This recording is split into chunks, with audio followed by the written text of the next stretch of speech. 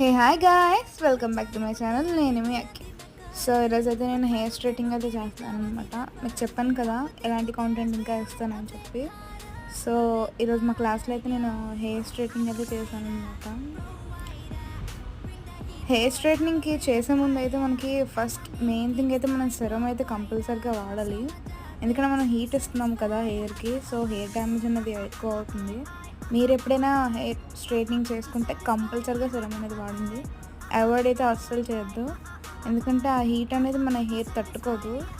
అప్పటికి బాగున్నా తర్వాత హెయిర్ అనేది డ్యామేజ్ అవుతుంది.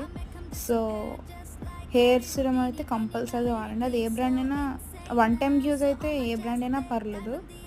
So hair serum is must and should అనమాట. మీకు ఇంకా ఎలాంటి మంచి మంచి టిప్స్ కాంటెంట్ కావాలంటే ప్లీజ్ కామెంట్ చేయండి అండ్ సపోర్ట్ కూడా చేయండి. Thank you.